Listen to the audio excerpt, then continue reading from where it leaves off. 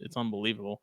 That's but that's why I'm a dedicated Mac guy when it comes to computers. Like I could care less about their phones, but I swear by their computers, man, because they last forever. See, dude, but if you just They if run you as fast as the day you got it. It's also if you get an iPhone and then it's everything just connects and it's so does. It does. Perfect. That's why and then when I get a laptop, I'm gonna be getting a Mac of them. But like everything else I use is Apple related because it all just works together so well. I just started the watch. It's the best thing ever. Yeah, I've got one too. That's it's great. I absolutely love it. And I was using Spotify for like music for a little while. But I went back to Apple Music because like with the Apple Watch and the phone, like Apple Music just works so much better with it all. There's not nearly as many like bugs and problems. You're exactly what Steve Jobs wanted. Yeah. What, blonde hair, blue eyes? The cycle is complete. Soon we'll have Apple underwear. I held on the Mac for a really long time because my husband worked for Intel forever and was like a dedicated PC guy. But they do chips now and from Intel. But when I finally got one, I was like, "Where have you been all my life?" Yeah. It's a whole new world. Well, I remember having like old HPs and stuff in high school, and it seems like after like 3 years, they get so bogged down and stuff that you pretty much just have to start over. And so that's when I decided to get a Mac, like a used Mac, an old one that was running on like Snow Leopard. I was still amazed at how well that thing did. Like it was stupid fast all the time. Like never slowed down, never had a hiccup. And this Air, I do want to upgrade and get something newer at some point soon. I don't know when that'll happen, but I don't know. At the same time, it also has the USB ports and stuff still. And everyone I've talked to can't stand the fact that they don't have those anymore. What, the new Macs don't have USB ports? No, why? They just have USB-C or an adapter. A dongle is what they call them, I think, officially. A what? A dongle. That sounds weird. Sounds Australian. Doesn't dongle sound official? Yeah. Jesus. Sounds like something the Justin number one would internet have growing superpower on of the world is called Google, and it's fair. a Trojan horse. They make it sound innocent and playful, and then Skynet goes live. Totally. Robots take over the world, but none of that matters because this is episode 152 of the Herpetoculture podcast. I am Justin Smith of Palmetto Coast Exotics. I am Jacob Bratz with Longleaf Reptilia. This show is brought to you by BlackBoxCages.com. If you're watching this on YouTube, I'm pointing to it right now. And Steve Snakesuary, if you get his Venom hot sauces, you're helping him do public outreach, rehabilitation, relocation, public education, all the Asians. And it's freaking good sauce. Cottonmouth sauce is forever our favorite. Yeah. It's Jeff and Kendra's favorite. Absolutely. It's very good. It's the one. Jeff and Kendra have been hitting the Steve Snakesuary hot sauce pretty hard on their new podcast. Yeah, check that out. The fine people at Puget Sound Pythons. Yes. Who sponsor Snakes beautiful, and Doggies. Beautiful So people. They're awesome. Yes, they are the best. Out of all the people that like I was excited to see in Daytona, Jeff and Kendra were probably at the top of it. I was real excited to finally meet them and talking to Jeff for quite a while. And it was great to finally meet up with them. And they're hooked on Daytona now. So. Yeah, everybody needs to go to Daytona. Yep. I was talking to some people about it at the Arlington NAR show, and they were like, "You must go to Daytona." Yes, you need to. The Beast of the East. The Beast of the East. Very true. See, I'm trying to close some of these extra apps I got running, like Spotify, so that yes, my computer runs great, but runs better when I don't have 20 applications open. There we go. No. You say that as I self-consciously look at my like 15 open windows. She's like, click. Don't mind me. Yeah, no, me too. Absolutely. Better. Yeah, so Steve Snakesuary, check him out. BlackBox Cages. If you need a rack, you need a cage, please hit up Jen and Clint. Awesome people, awesome products. Best of the best. 100% stand behind. We love it. They're awesome stuff. Yes, I'm biased. Yes, I'm technically employed by them, but I would be saying all this even if I wasn't. So I'll say this. I have never been employed by BlackBox, and They just became the network sponsor not that long ago, and I had their products well before that, and I was already going to deck out my room with their equipment well before they were a sponsor of any kind. So take that for what you will. They are a fantastic product. I would highly recommend them, even if they weren't sponsoring us, but we're just fortunate enough to have them as a sponsor. So that's just luck for us. And if you're going to be at the Atlanta Show Me Snake Show, March 12th and 13th, we will be there Saturday for sure. I think we're still sort of planning what we're gonna do. Yeah, we're trying to figure out the figure deets. this out. But yeah, if you're gonna be around, we'll be there, probably hanging out at their table, and I'm sure we'll be wandering around and doing some other stuff. So attempting to not spend money. That's not gonna happen. Well, no, I say that, but I'm probably gonna try and buy a bunch of wood pieces while I'm over there. It's the time to load up on Cork Bark. Yeah, I need some, man. I got a lot of upgrades coming from BlackBox, and I want some stuff to deck out these things. So I'll probably be dropping some money on some wood pieces, but yeah. The things we spend our money on. Yes. Oh my God. This is the year of the cages for me. Yeah. Oh yeah. It's just funny how particular we get about like wood and boxes and like hides, and like I use granola boxes for hides and stuff, and I'm always telling my wife, like, save this box because this is the perfect hide box, and I just stockpile them. Oh, dude, you know what I found to be the perfect hide box?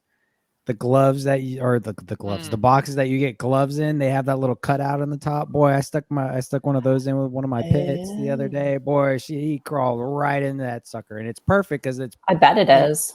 Totally enclosed, other than that little slit up top. Boy, it's perfect. Especially if you can like bury it a little bit, make a little bunker. That's a great idea. Yeah, I love using stuff like that because everybody talks about enrichment and all that, which I'm totally for it, and I think that's one of the easiest ways to give enrichment to your animals is just have disposable hides that once they get soiled and nasty, throw it out, give them a new one, and those things are going to be all over it, man. They love new hide boxes. That's a really good point. I hadn't even thought of it from that perspective, but totally. It's great. I think a lot of people look at it as it's not aesthetically pleasing, because it's an empty box. It's not some pretty rock looking hide. But if you're keeping it wrecked, it doesn't matter. You're not seeing it anyways. There's also that. But I also like to put like, I don't know, like health and goodness for the animal above like aesthetically pleasing to my eyes. You know what I mean? Yep. So yeah. You can't tell me there's not a weirdo buttload of trash out in the wild that they're not going to hide under. I mean, we put sheets of tin out. We purposefully litter, and they are all about it. Yep. That is very true. Like the one piece of trash we get super excited about seeing is like pieces of old plywood that are riddled with formaldehyde and sheets of tin. God forbid you find like an old like chest freezer or a washer or dryer out in the woods somewhere. Boy, you're like, ooh. Come on, then baby. You get the copper and you get the snakes that are inside of it. So you win twice because the going rate for copper right now is actually pretty damn good. Yeah. But this week we're 10 minutes in already, but we're joined by Miss Kori Martin of Kori Martin Reptiles. Hello. Thanks for having me, guys. Thanks for coming on. Yeah. I've been listening for a really, really long time, so it's super exciting. Great, thank you. Yeah. Appreciate the support. Yeah, we've had this one lined up for a while. You were at Arlington. Was that last weekend? It was the weekend before last. Yeah, weekend before last. Yeah. Okay. Yeah. It was a really good show. I got to meet Casey Cannon for the first time, so that was super fun. I'm sorry. Oh, you're funny. No, it ended up being a pretty good show. For a lot of people, sales were slower than they've historically been, but it was pretty fun. Yeah, I went to the Arlington show in 2016. That was the only time I had been there because I was living in Corpus Christi, Texas.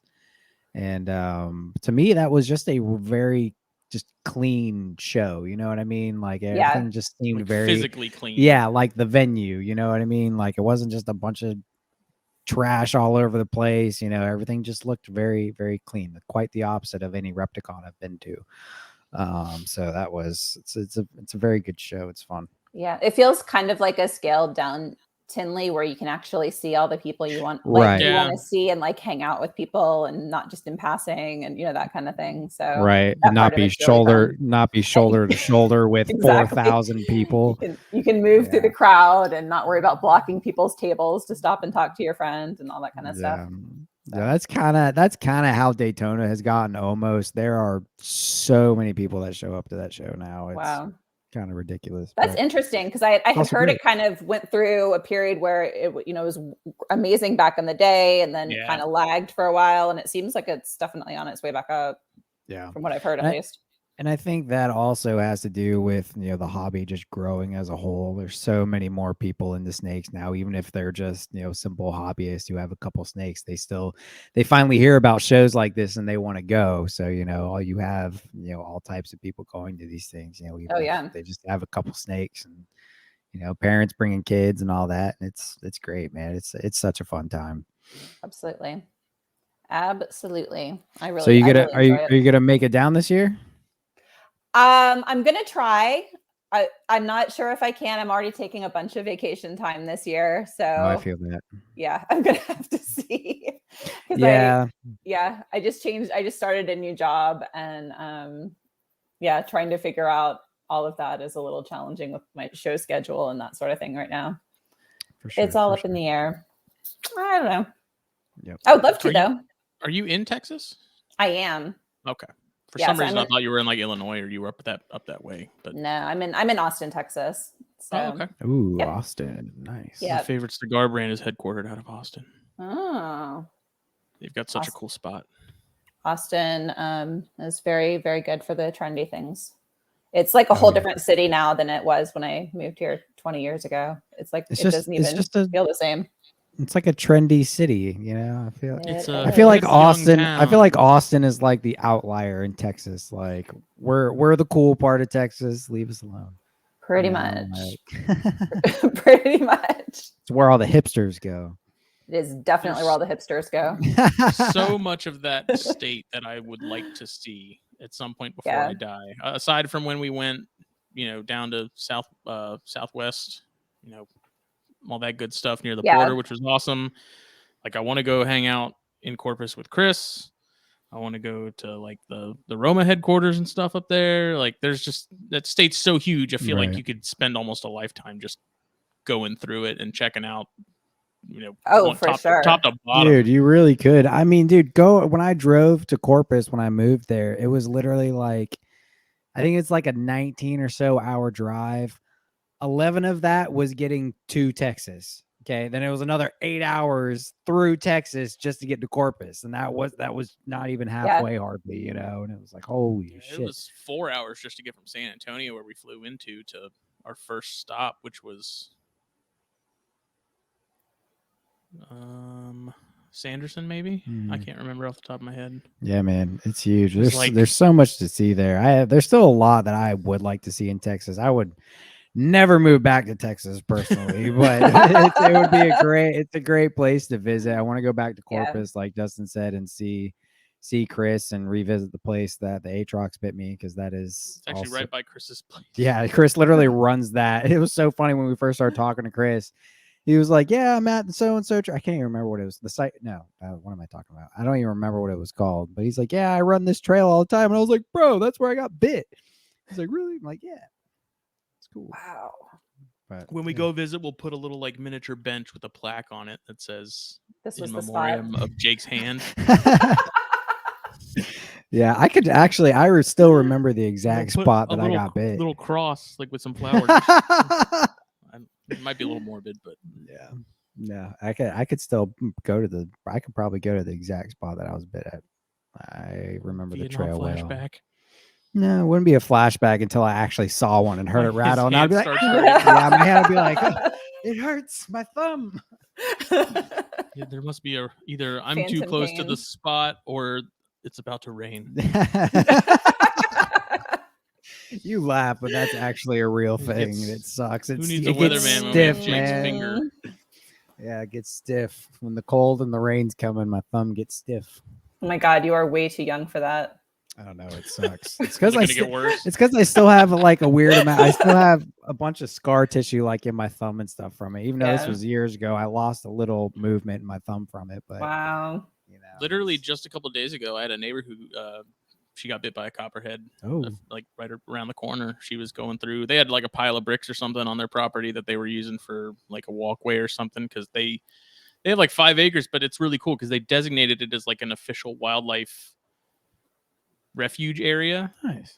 Like there's a whole sign and everything from like the state and stuff. It's really cool. But wow. she was digging through a pile of bricks, and I guess she put her fingers somewhere not knowing that it was there, and it got tagged and had to go to the hospital. And I think she's out now, but I think she got 3 or 4 vials of Crofab.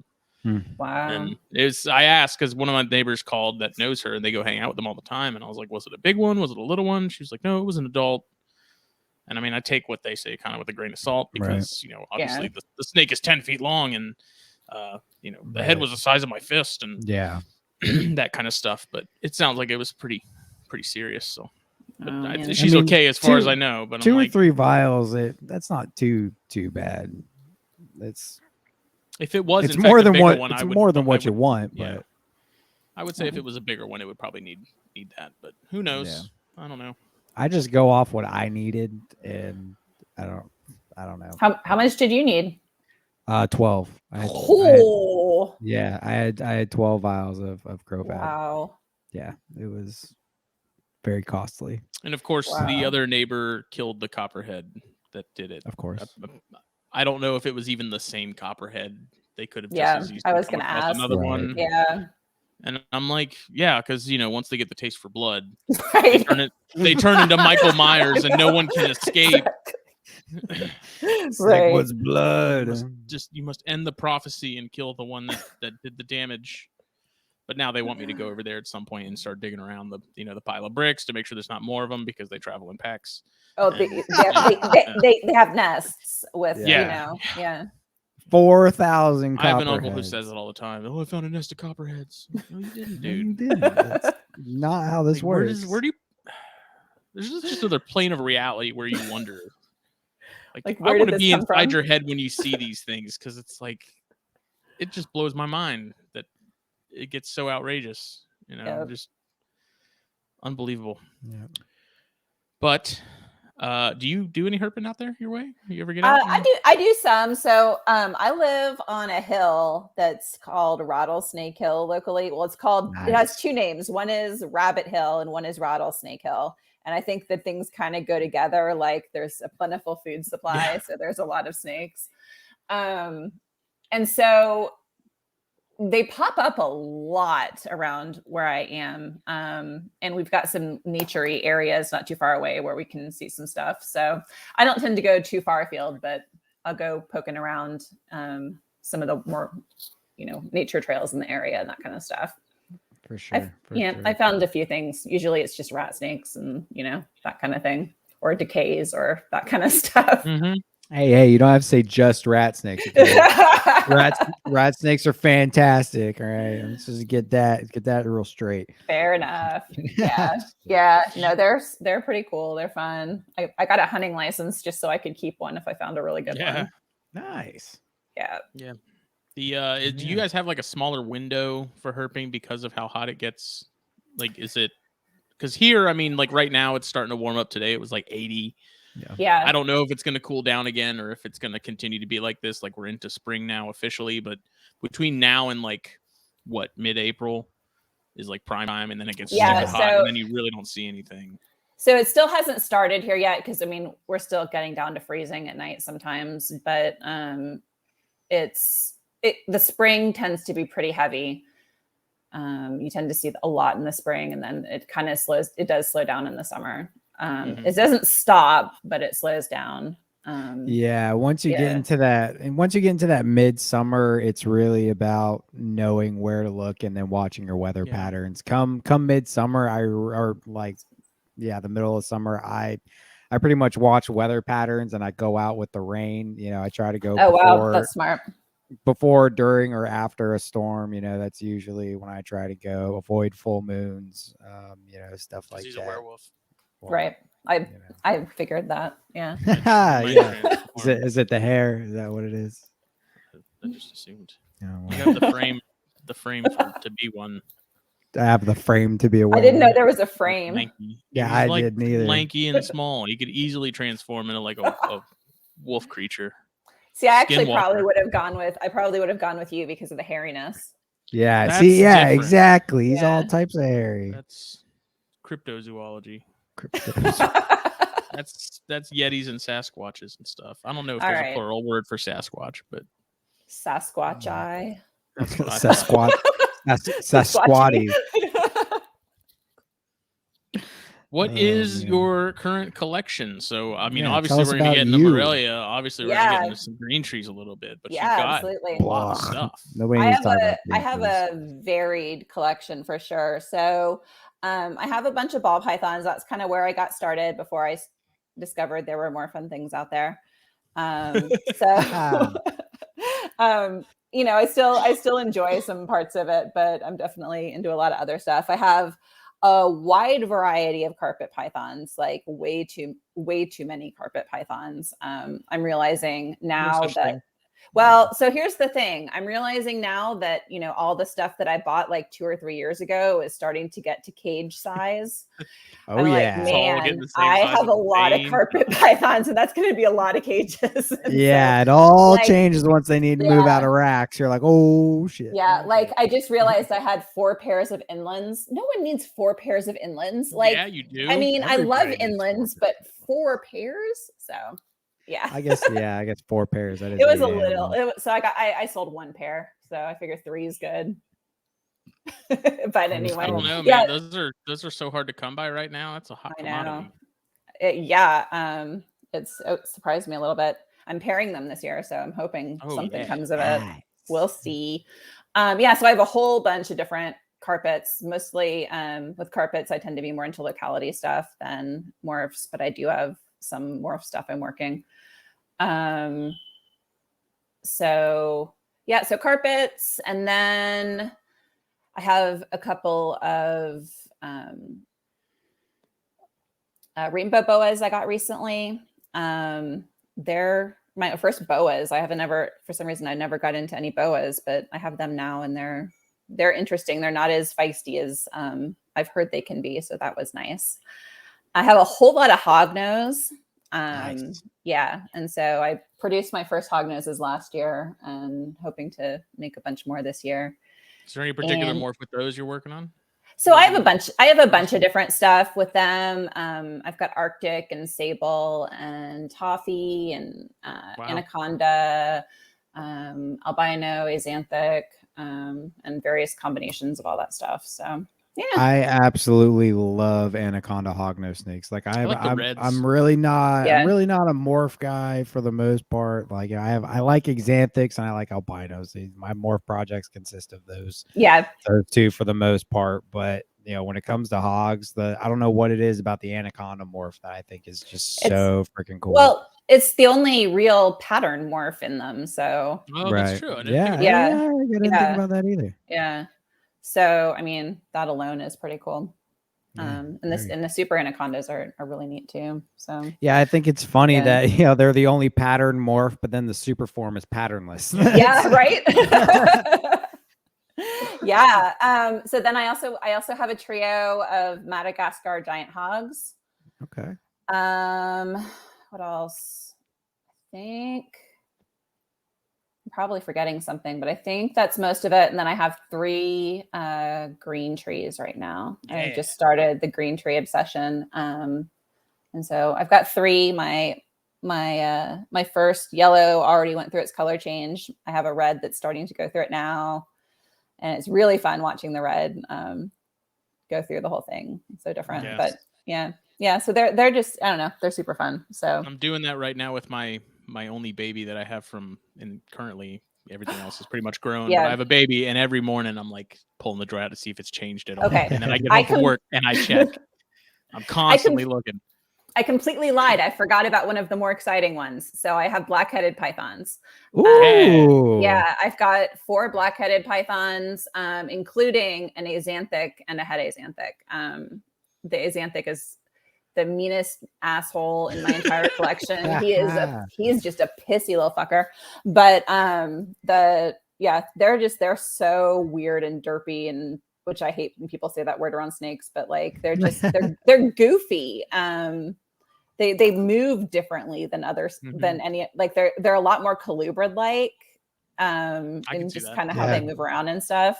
Like they don't, I mean, well, they will strike if they're being really grumpy, but typically they'll just kind of like, if they're going to bite you, they'll just kind of nuzzle up to you and then they're so fun. The one complaint I've heard about womas and blackheads is like, I mean, I know it's not the case for all of them, but I know a lot of people that have womas. They're like, I can't pick up the thing without it grabbing me and wrapping me. Yeah. I wear gloves to do it, and I feel like such a wimp, but I really. I am not opposed to gloves. I don't want him to wrap me and bite and all that sort of stuff. Especially that, yeah. I mean, it's gonna happen every time. Hell yeah. Yeah, exactly. That's why whenever I have to take out my scrub, I always glove up because I'm not about it, man. That thing's grabbed my leg before. Yeah, that thing's grabbed my leg before, man. It's not a big scrub. That left the biggest freaking bruise on the side of my leg. I was like, holy smoke. Yeah. I got a text from David Brahms today of a picture. He had one of his adult green trees get him like right here. Oh, that's the worst spot. I hate it when they get there. I was like, I am so paranoid about taking a bite from one of the adult green trees anywhere on my hand because you have all those nerves and the joints and stuff like that. And I'm like the meaty part of my arm, no problem. But it's like, and I've heard of people getting nerve injury from it. Yeah. So I'm like, nah. Yeah. Unfortunately, none of mine are really that bad except for the 2 male Beox, but really it's just that big adult male that's forever untrustworthy. The other ones are fairly cool once you get them out. But I ain't about the places with a lot of moving parts. No, and it's funny, like usually I don't mind too bad when the carpets bite me. But like there's just a few. I'm not about the getting bit by ones that have big giant teeth. That's not a lot of fun. Yeah, no, it's not pleasant. You know, in the big carpets, man, they'll nail you. They will nail you. I took a big red light bite the other day, and I got a giant bruise from it and everything. It's just the sheer power behind the adults. Yeah, it's the force of it. When they hit you, it's just they'll rock you, man. It's the force of it for sure. I've only taken one food response bite from an adult, and it was a smaller adult, and that was good. Not pleasant. Probably one of the worst non-venomous snake bites I've had. Wow. That was nasty. He full on wrapped me up and had my hand in a death grip, and I had to peel him off. Oh yeah, he did. It was that stupid super caramel jag I got from Owen McIntyre. Good God. That snake was I got so much entertainment watching him deal with that thing. He literally made when I ended up sending it back to Owen because he wanted to. I traded him because he actually needed it, and Justin was like, "Dude, record yourself putting that thing in the bag." So I was like, "Fine." The demon was gone. Yeah. Yeah, I recorded me putting the thing in the bag, and it was like a 5 to 10 minute ordeal. It's terrible. It was terrible.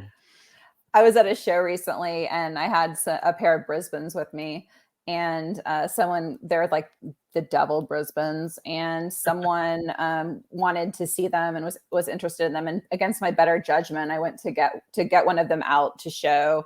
And it like just started, flailing all over the place immediately, and then grabbed onto my shoulder and wrapped my arm, like at a show in front of all these people where you're trying to present the animals and you want to present them in a good light. And it was like not really what I wanted to happen.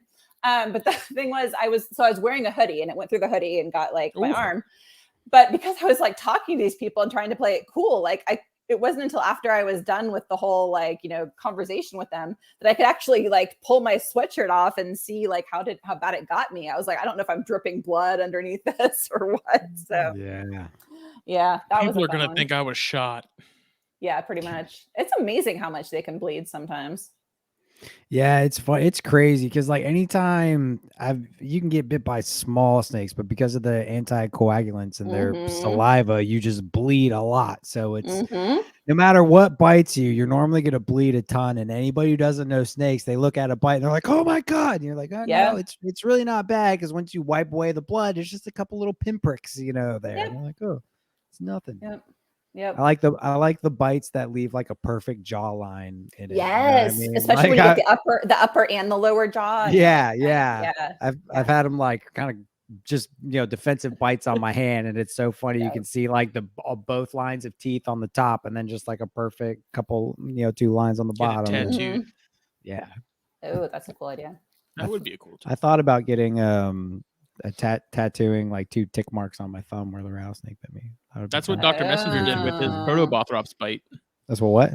Dr. Messenger, he got bit by a Protobothrops, which we talked about in the China episode. That was when you were on vacation, quote unquote vacation. Yeah, don't call it vacation. Your sabbatical. It was not a vacation. He got a tattoo of where he got bit, and I thought that was cool because he's like, I see that, and it's a constant reminder of when you grab something, make sure you know where the head is. Yeah. That's pretty much what I took from mine. Make sure you know where the head is. Yeah. Not fun. Wow. So do you have any poplin carpets? I do. Yeah. So so I have 2 pairs that I'm breeding this year. I have a pair of double head axanthic granites. Okay. And I have a pair of imports. So we'll see. Yeah. Poplins, they're the future of carpets. I'm telling you. The thing I love about poplins is just there's so much room to play with their pattern, like with their color and all of that. Oh yeah. The variability is incredible. Like I have a lot of poplin carpets, and not a one of them looks identical to the other. You know what I mean? Like I can distinguish every single animal, know what's what, because absolutely none of them look alike, Whereas you get, I was sent 2 Everglades rat snakes in a cup together, and they're like, yeah, one's a male, one's a female. I'm like, I don't know which is which. Like they look exactly the same, And, no, it's very true. I like how tiny they are. They're just fun. I mean, they're just fun, and they're fun. You can get a female's kind of big though. Some of them got that big blood. I don't know what it is. I haven't hit it yet. Yeah, I've got 2 monsters. It's funny. Unfortunately, I had one, like the first pop when I bred. She was the smallest adult I had. Unfortunately, she is passed away now. But she was the first animal that produced for me, and her adult size at breeding size was 4.5, maybe 4.5 foot ish, and she gave me a clutch of 9 eggs, I believe, which is great. Yeah. And then I had a 6.5 foot female who gave me 10 eggs. You know what I mean? Yeah. So it's like I don't know what it is on the variance or what it is. If it's just genetics, if some get bigger, but that one that's passed away, she never got bigger. Didn't matter. She was going on 6-7 years old when I bred her, but she just didn't get bigger. But then I have 2 females that are easily 6.5 foot, and they're just huge. Wow, that is big. It blew my mind because we had clutches at the same time. Like I had my first chondro clutch. He had his first poplin clutch. Almost at the exact same time. I think yours came like a couple days later. The female chondro, she wasn't twice the size of that poplin, but she was considerably bigger. Longer, yeah. I mean, she was stockier too. Oh yeah, I guess that snake was pretty big. She had a clutch of 14, and then yours had a clutch of 8. Mm-hmm. Yeah, and the difference in the egg size between the 2, astronomical. It was odd because that poplin was so much smaller, but the eggs were like 2 of those chondro eggs together was one poplin egg, and then you had this female chondro she's big. She was big for a chondro. She was large. Yeah. And those eggs were so much smaller. Like they came out almost like the size of like a corn snake egg. Like it was really surprising when they came out. 'Cause you see pictures of them, and it's hard to sort of have a context unless they're directly like further back against something to where you can sort of see. But I was surprised at how small they were. Yeah, it shocked me. She had literally like double what that poplin had, but they were half the size. Yeah. Wow. Just bizarre. was interesting. Maybe it's like, because I always, with stuff like that, I always think of like, maybe that's just, the needs of the species. Maybe they have more eggs because, not as many baby chondros make it. So they have a lot more. Well, then the size of the babies alone too. Yeah. Like, chondros come out tiny. Hey, we're so small. Those popwin carpets, they come out ready to go eating like fuzzies, right? Oh yeah, no, I fed them fuzzies off the rip. They get a better head start, sort of, than chondros do. So it would make sense, I guess, in that aspect. But yeah, it was wild. Yeah. Yeah. But, whereas like having started with ball pythons, like baby carpet seems so teeny tiny to me. Oh yeah. So, I mean, what's the average weight that a ball python comes out of the egg? Oh gosh. I mean, a lot of them are 80, 90 grams. Like they can be large. I mean, I've also had one that was like 30 grams. So they can vary quite a bit, but. And they usually start on like hoppers, right? Yeah. So usually I start them on hoppers, and then they go to like fuzzy rats pretty quick, and from there on, yeah. Yeah, no. For carpets, fuzzy mice was kind of the go-to for me. They did really well on that. Yeah. And it blows my mind that anything can fit in those eggs. I mean, with cresteds, it was like, how the hell, like these things must be folded up like freaking origami. That was crazy. Those are wild. They come out of the egg. It's like the head of a crested is like the size of an egg. It's nuts. How do you when they come out, once they because they plow out of the egg. Do swell, like the eggs do grow. Right. Like when you put a crested egg in initially, it's one size, and by the time it hatches, it's usually considerably bigger. But it's just wild that they just when they hatch it like explodes. Like there's literally been times where I heard the like the albumin, like the fluid, like hit the container with so much force, Wow. It's you can almost hear them like when they hatch. Like there's almost like a pop sound to it. It's crazy, dude. I'll never forget. It was like around when me and Justin started hanging out. He had some crested eggs cooking, and he takes one of the eggs and he just starts rubbing on it. Right, it's just like caressing this egg and tickling it. And I'm like, dude, what are you doing? And he's like, you just gotta tickle it a little bit. It's due to hatch, so you give it a little tickle and it should hatch a little bit. I'm like, dude, you're full of shit. That does not work.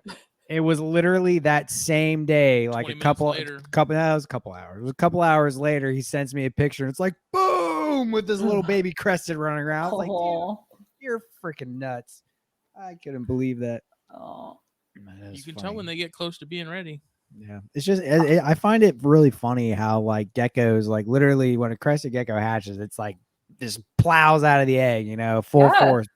But with a snake, that sucker sits there for like 2 days sometimes. Yep. It's like, come on. They're so shy. Hognose eggs are really fun because they get translucent right before they. Really? Before they hatch, so you can right around the time they're hatching, they'll sometimes get translucent, and you can see through it, and it's really neat. That is really cool. I've never heard that before. That's a species that if you had told me, 20 years ago that those would be as popular as they have become and as many like different morphs and stuff that it's transformed into, I would have been like, no way. But I'm sure a lot of people said that with balls too back in the 90s and stuff. They're like these things that come in from Ghana and they're all brown. Right. Now we have literally infinite combinations of them. I don't know how ball python people do it. We've said it before. Like there's just so many choices, and it's the same with corns, I guess. Now that I'm getting back into those. Yeah. But I feel like with balls, it's taken even a step further. It's like you have the paradox of choice is very much real, and you don't know where to start. When you're breeding a 5 gene animal to a 5 gene what the offspring are at that point. Like who knows? It's just an educated guess because and you're probably ending up with a white snake anyway. That's a conversation we were having in the group chat the other day. It was like, what's the end game with balls? And Casey Cannon was like, they all come out white. Like eventually all roads lead to them just being all white. It's true. It actually kind of makes sense if you think about it. It's wild. Like I've kept some balls over the years here and there.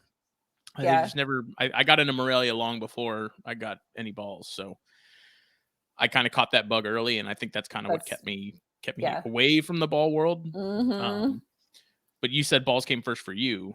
Yeah. At what point? What was the initial draw to ball pythons, and then at what point did you see carpets and say, I want to keep those too? Yeah. So, my whole entry into the snake thing was because of my kid, actually. I had never really been into, I'd always been an animal person, never really that into reptiles though. And my son, so both of my sons are on the autism spectrum, have like a whole bunch of different challenges and stuff. And so, one of them was having a really tough time, and we were like trying to figure out some way to kind of motivate him. And we're like, okay, well, if you can like get it together for the next like 30 days, at the end of that, we'll get you a snake. Yeah. And so he wanted a ball python. So that's what we started researching and looking at. Because I'm sure he was watching like Brian Barczyk videos or something, and that's what he discovered. You know? I can't say anything. I'll be honest. As much as I can't stand Brian Barczyk right now, he is kind of the reason I found out about breeding reptiles as a hobby, you know. Yeah. So I can't talk that much shit. But back then it was a lot more about, when I got into it, it was still just snake bites TV, you know, and it was it's all it was, you know. It was just good educational stuff. There's none of this flashy bull crap, and you know. But anyways, continue. Sorry. So so we went to our local Repticon, because we're newbies, and got a little ball python for him. And I just immediately, I was like, wow, this thing's amazing. Yeah. And was it a normal or was it something? No, it was like a pastel Mojave. See, that's like two of my favorites though. Like I love pastels and I love Mojaves. Oh, there you go. So the next day I went back and bought one for myself. There you go. And then it just, as it does, like spiraled from there. So rabbit hole is wide and deep. Yeah, I think by the end of a couple of weeks I was probably up to 5. And wow. It was. And was that something he was pushing for? Like he wanted a ball python in particular? Yes. Yeah. Yes. So, and now he doesn't pay any attention to it at all, and doesn't care. And it's like sitting in my racks, and I'm like, I need to just sell it, and you probably won't even notice. But I don't know.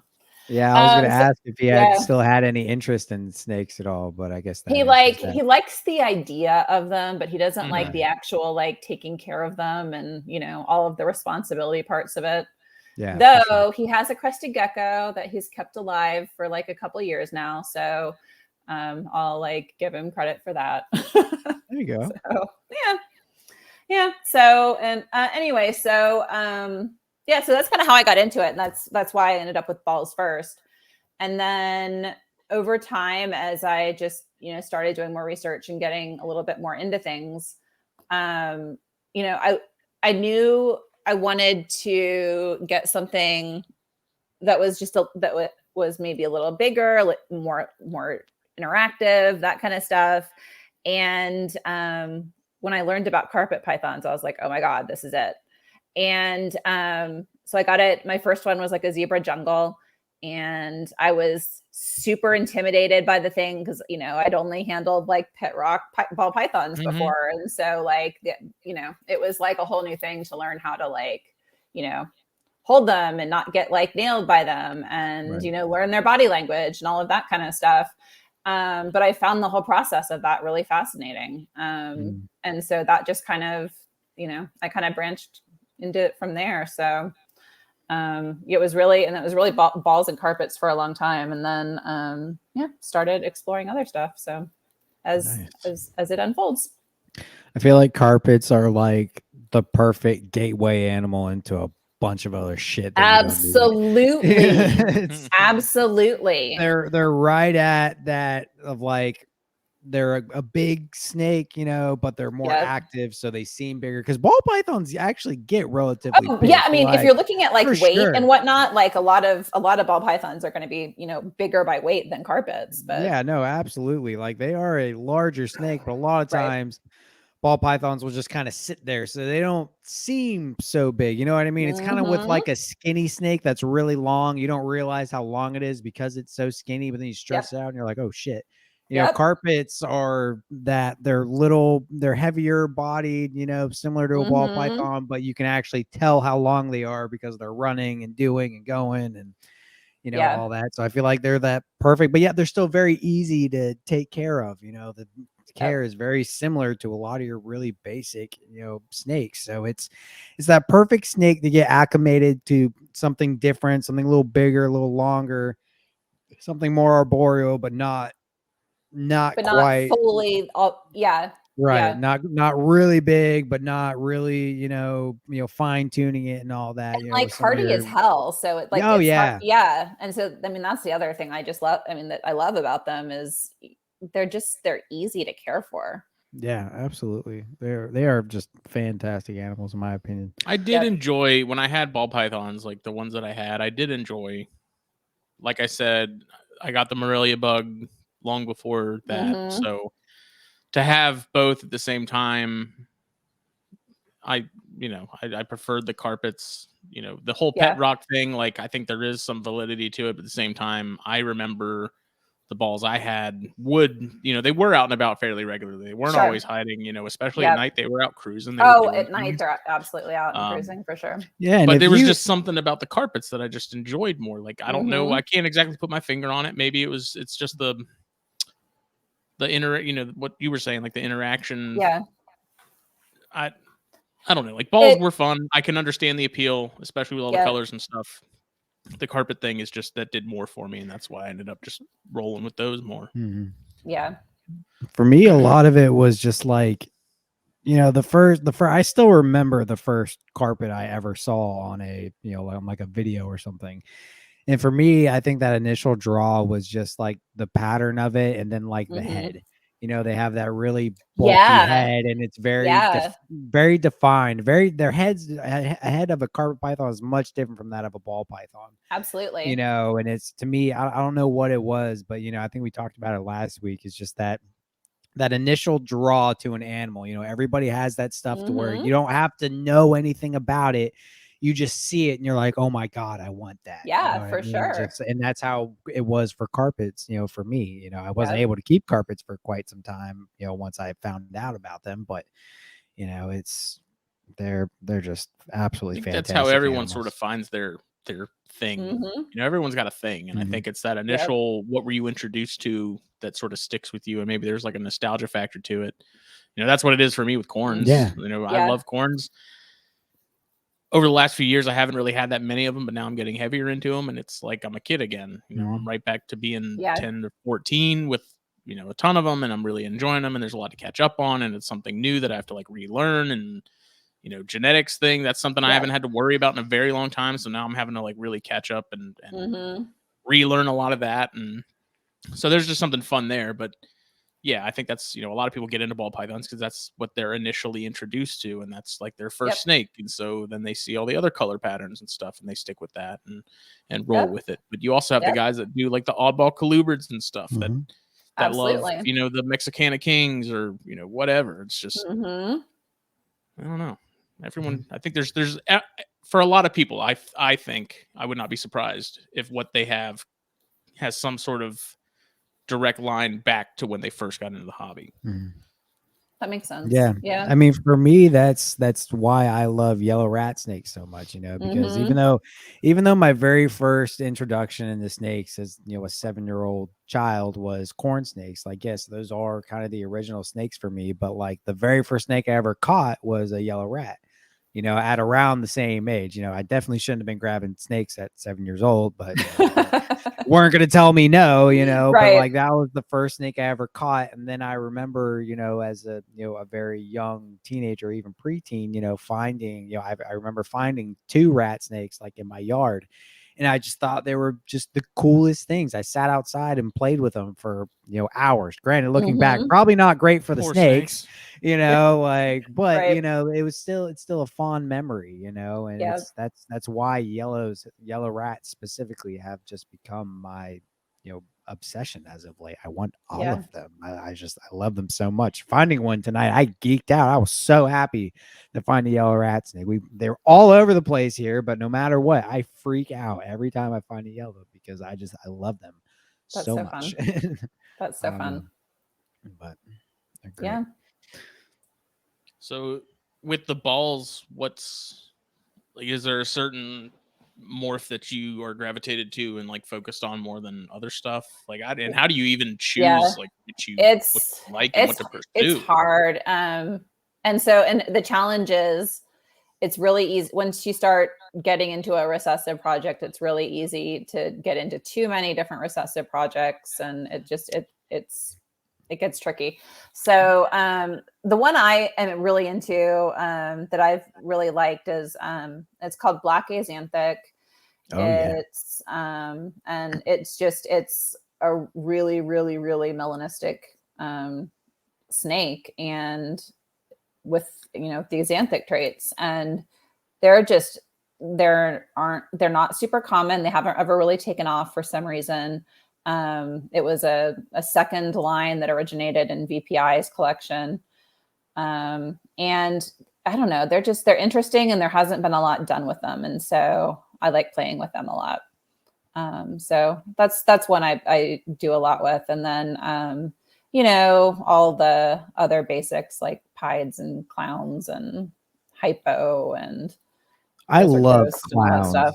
I think clowns are really, really unique. Like out of all like the single gene morphs, I think clowns are probably one of the most unique out there. They're just very, very cool snakes. And it seems like clown adds a lot to pretty much anything. Like any morph, it gives it a whole new aspect. Yeah. It's very so for me, the challenge in clown is, finding the right other genes to go with it, because a lot of them all kind of look the same.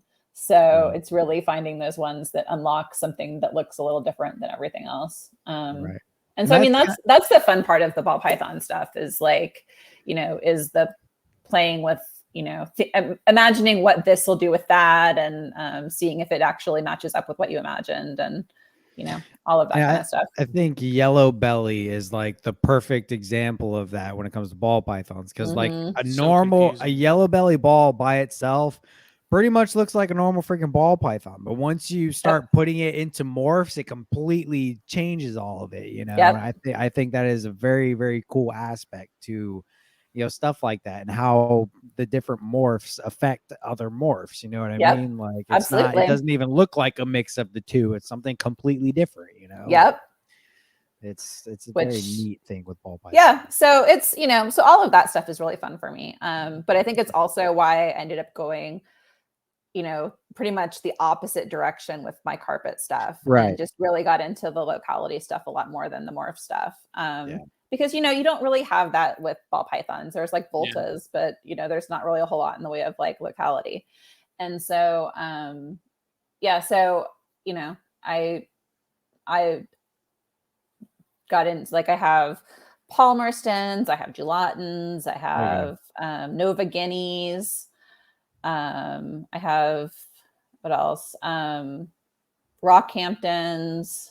Oh, wow. Brisbane's. So yeah, I enjoy that stuff a lot. And then I've got a whole bunch of bredli, which are so fun.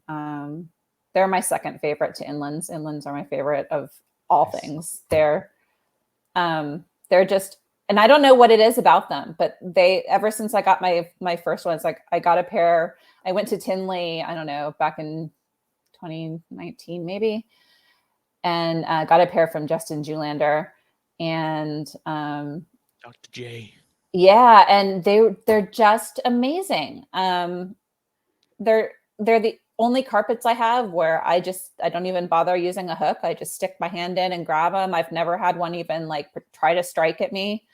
They're just so chill. They're so friendly. The gray blue colors are really, really interesting. And so, yeah, my heart's with the inlands. And that's what I've always thought was cool about the inlands. I feel like they're almost an axanthic morph and a normal snake. You know what I mean? And I just think it's really, really cool. I've never met someone that kept them and said I hated them. They said, no, you'll never meet somebody who doesn't. That's like one of the inlands. few species that unanimously everyone that's kept them is like, I love them. Yeah, best snakes I've ever kept. I mean, Brettles are right up there too. We talk about those. Absolutely. The inlands, I can see those being I don't know that they'll ever be as popular as the Bredls. No, just due to the color on the availability, bottles but and the availability and all that, but it's like the yeah. perfect combination of size and temperament. You know, and care. But I think that's solely like the whole Bredls versus Inlands thing. I feel like that is solely based off the fact that Bredls are red and Inlands are usually kind of gray. You know what I mean? Like you have people like me who prefer the gray stuff. That's why I only like my only morphs are like I love Exanthics. I love Exanthics. I love gray snakes. Gray rat snakes are some of my favorites. But so gray snakes really do it for me. But I think as a whole, most people like that the flashy reds, you know, the bright colors and all that. Which me, I'm much more of a ground tone guy. I like my dark animals. You know, I have albinos. I do like albinos. Don't know why. I think that also goes back to, you know, kind of your introductory into, you know, kind of snakes. Albinos to me were just very cool. And actually goes back to ball pythons. Now that I'm thinking about it, I remember seeing an albino ball python and I thought it was the coolest freaking thing when I first started getting into snakes. And so albinos have kind of stuck with me, but like Exanthics and that darker, you know, ground tones and grays and stuff, those what really do it for me. But I don't think that's the general consensus for most people. You know, everybody likes the big, bright, flashy colors. Neon. Yeah. That's why everybody wants white snake. Which is, well, yeah. And it's also why everyone wants those green trees. Oh, that is very true. Eye candy. Yep. That's the thing with the green trees. I think they're the most, like, easily the most visually stunning snakes that there are. Especially because they're literally always out. Yeah, they're just and they're just there, and like they're there to sit and look pretty and be admired. So I would like their job is to just exist. I would like a green tree one day, but when I do, it's gonna be like a living room piece. You know what I mean? Like a big, pretty, naturalistic looking cage. You know, because they're just always out. You can always see them. You know, but yeah, what are you shaking your head for? I'm not. What are you shaking your head for? Say it with your chest. No comment. Okay. All right then. I have always found that interesting with the ball. I mean, the economics sort of why some species take off and why some don't. And the same, it's even more interesting to me that there are some morphs, like you were saying, that just never catch on for whatever reason. I don't know if it's maybe because things are moving so fast with balls that maybe people they don't even get their shot like in the spotlight or they're on to the next thing. That's because there's something else. What is it that I think Dom does something? Dom DeFalco does something similar with like Exanthic or something like that. And Pieds, but she also has some Exanthic stuff. And her or someone else was just saying like it's a morph that no one ever really paid any attention to. It's just like it's there. Some people use it and tie it in other stuff, but for the most part, it's fairly ignored. Right. And that's something that just always sort of fascinates me about herpetoculture is the fact that you have all these options, but there's so much stuff that just gets put on the sidelines. It's like at some point, are they going to come back to that and find out that it does amazing things with other stuff? Yeah. You know, some species just never taken off. With species, I wonder how much is also due to, you know, ease or difficulty of breeding them. Because like one of the things with ball pythons is, you know, I don't even follow a seasonal schedule with breeding them. I just I just like stick two snakes in a box and eventually the girl spits out eggs. It's like, it's so easy. I mean, I have an ultrasound and I like follow their follicle development and stuff, but I mean, I have two clutches that are hatching right now and it's like weird season for that. But, you know, I have girls that'll just go year round. So, they're very easy. Whereas when I moved into carpets, you know, there was a lot more to figure out in terms of, you know, doing your food cycling and your temp cycling and, you know, all of that kind of stuff. And so I wonder if some of that is due to, it's just, you know, it's easy for the ones where it's easy for anyone to just stick a couple snakes in a box and make babies. If that's part of why they get really popular. I don't know. I think there's a combination that sort of has to happen of like you were saying, ease of breeding, ease of care, temperament, and then the big one I think is how hard are babies to establish. That's very true. because That's very true. we were talking about on Snakes and Stogies Monday night, and I would brought up how I'm surprised that Dion's rats aren't more popular because they come in a ton of different colors naturally. Mm-hmm. They're pretty easy to keep. Babies are easy to get started. They have a pretty interesting like gestation and incubation where they sit on eggs for a long time and then they drop them and they hatch after like a month. And it's like mine are fairly spazzy, so I kind of understand that yeah, maybe they're not great for someone who wants something that's a little more mellow, but at the same time, I don't see them being difficult to chill out over time, with regular handling and stuff like that. But it's just interesting. And I know at some point they were more popular than they are. But it's just one of those things where it's like, this is what everyone wants. Like they come in black, they come in red, they come in yellow, they come in orange, they come in stripes, they come in solid colors. Like there's a lot of options there, but for whatever reason, and maybe it's the focus on corns and other stuff, kings and whatnot, but I don't know. It's just something I think about a lot. I feel like, I could be wrong, but like I've never seen a Dion's, and this goes back to to the whole Brettles and Inlands things. I feel like Dion's are very, very cool, but I feel like to people who aren't in the reptiles, they're not, again, as flashy. You know what I mean? They don't come in all types of bright, colors. I know obviously you said oranges and yellows and stuff. Yeah, that male I have is an apricot, dude. Right. Yeah, no, I think they're gorgeous, you know what I mean? But they're not glowing orange like some snakes are, so I feel like over time they just kind of got pushed to the side with this morph craze of being on all these bright colors and crazy stuff. Well, I think Dion's are amazing. They're super cool snakes. I think that's a big part of why rhino rats and chondros also haven't. Yeah, for rhinos sure. are getting more popular, but I think it's an availability thing, and then getting babies started is a big hiccup for a lot of people. But same with chondros. And I feel like they're once they're solid, though, they're solid. It's just getting them there, just like Alterna. Like once they're eaten, you're golden. But getting them there, man, I don't know that I'll ever breed Alterna again. Like they're cool and all, I love them to death, but those babies were a pain in the ass. I mean, hognose are a pain in the ass, and they're getting more popular. So I don't know. Oh yeah. I've heard hognose babies are a real pain. They're a huge pain. They're a huge pain in the ass.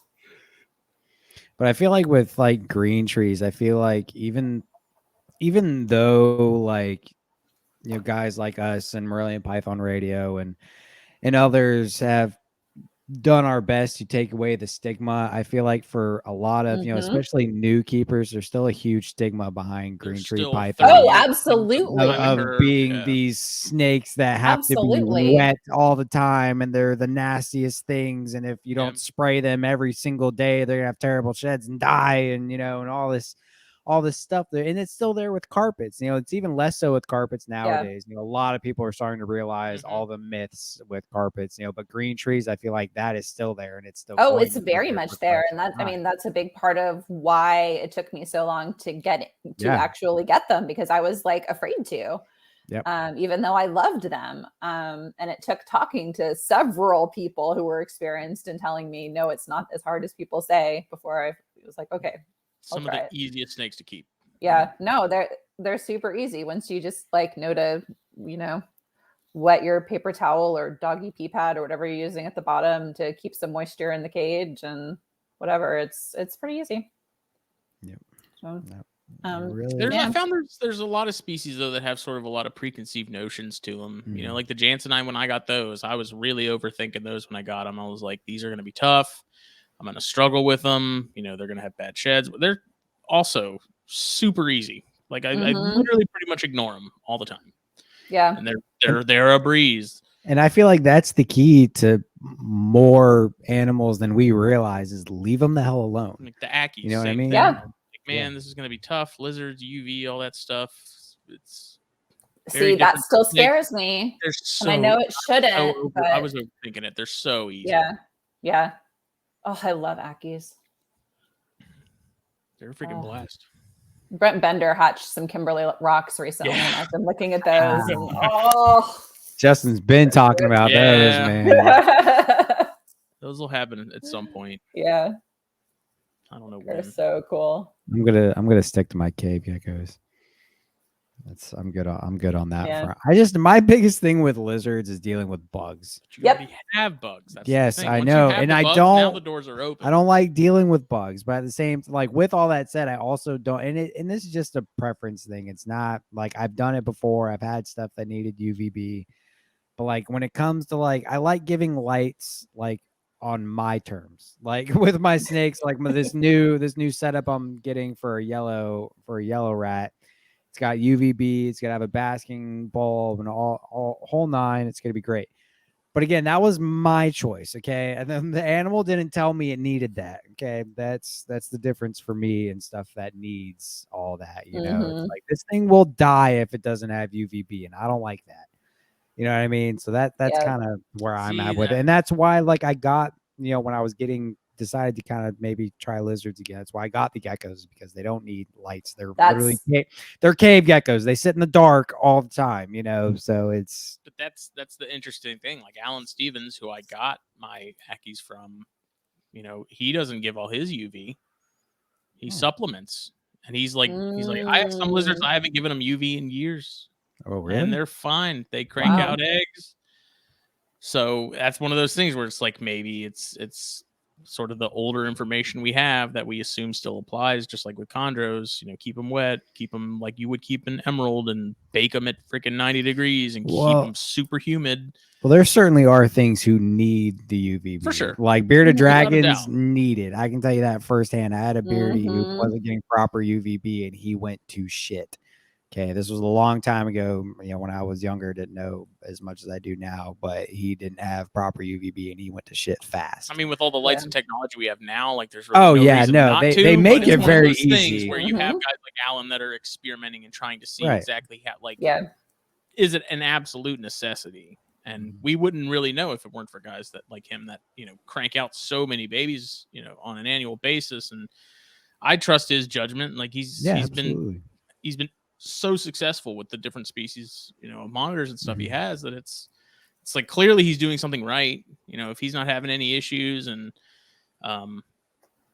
he admits it. He's like, yeah, this is kind of controversial, and there's some people that really hate me for it, but he's like, I don't imagine. They don't all get UV and they all do fine. So it's interesting.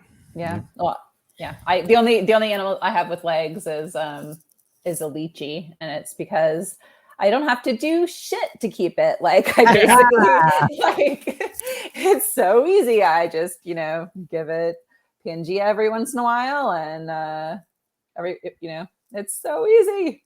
Spray them down once a week and give them some mud. Spray them down and give them some goop. They're easy.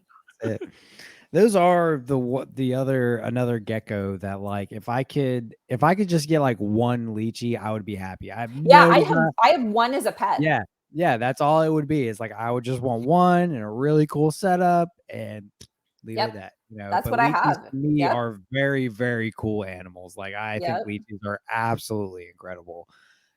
But I love how they kind of bark at you. It's just they're so funny. Yeah, they're crazy. But you're vending a lot of shows.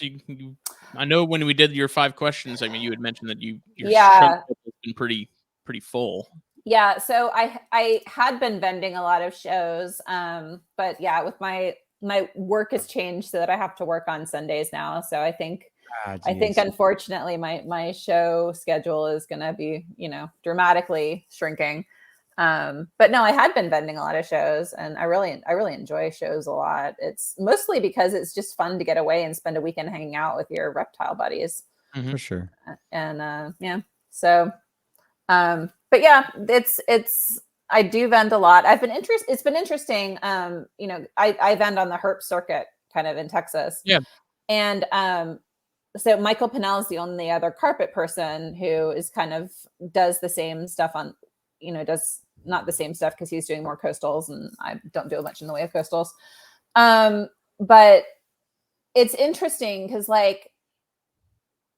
there's not a lot of knowledge and awareness about carpets, but people just kind of wandering into a show, but they sell so steadily. Like there's always someone always ends up buying one at a show because they're different. There aren't a lot of them there. And they're just not like other stuff. So it's been fun to be able to, you know, introduce them to people that way, because there's so many people who just have never heard of them. Yeah, I mean, do you find a lot of people come up and ask, you know, what they are? Do you bring any adults with you to show? I have at shows before to also. So when I first started vending, I brought an adult male just to show people, you know, what they actually like. They're not necessarily going to be these big giant things. Right. The 9-foot coaster. Yeah, right. And so yeah, because a lot of people have that idea. I mean, I certainly had that idea when I got them. I thought, you know, I was going to be feeding all my like retired breeder rats to them and stuff, which, you know, so not the case. But yeah, it's people get really interested in them. I bring like garden fencing to put in the cage with them so that they can actually like perch while they're on there. And so that always gets people's attention a lot. And so, yeah, there've been a whole lot of people who don't necessarily, you know, buy then, but they're introduced to the species and they come back and see them at a few different shows and end up, you know, puts the bug in their ear that way. Exactly. So that's really fun. That's awesome. Yeah, it's funny you bring up Michael Pinnell. That was when I went to the Arlington show. He was the only guy there, and I actually bought a coastal from him. I don't have that animal anymore, but he was like the only carpet guy, and I pretty much sat at his table almost the whole time and just talked to him. He's an awesome dude. He's amazing. Yes, he is such a good guy. A lot of knowledge, and he really cares about his animals. Absolutely. I've been really, really lucky that I've been able to get to know him pretty well. So that's been really nice. I had a pair of pop ones that were his line back in like 2013, and those things were straight up purple. Wow. Like, I fully regret getting rid of those, man, because those would have just been screaming adults. I got them from somebody else, but they were M-Pen line. Mm-hmm. Those things were hot. Yeah, man. Yeah. The M-Pen stuff is just, you know, anytime, pretty much on anything, you know, he's got a lot of coastals, IJs. Anytime you see M-Pen on something, it's like, ooh. Yes. Nice. Yeah, no kidding. I actually have one of my big females is half M-Pen, if I remember correctly. She's a poster child M-Pen, and she's freaking incredible. She produced all my babies that I still have right now. Oh wow. Yeah. So Michael Pinnell, Python and a Pear Tree. Check him out if you haven't. But I know he's a pretty well-known name at this point. Is he still vending that show in Arlington? He is, yeah. And his table is still like the hangout table for all the Morelia people. Oh yeah. So, that's awesome. Yeah, no, he's a super cool cat. Absolutely. The Morelia water cooler. It is, yeah. They even have like a couch and a hangout area at his table now. Yeah. Nice. Prepared. Nice. That's awesome. Yeah, it's funny you mentioned that people come up asking about the carpets and sort of what they are, because Billy Hunt he said the same thing. He vends, you know, a handful of shows, and he's talked about how he has people come up all the time asking what morph ball python they are, and he explains that they're a carpet and stuff like that. And that's what's made me wonder. It's crazy to me that people can be in this hobby really on any scale and still somehow not see these kinds of things out on the internet and stuff. Mm-hmm.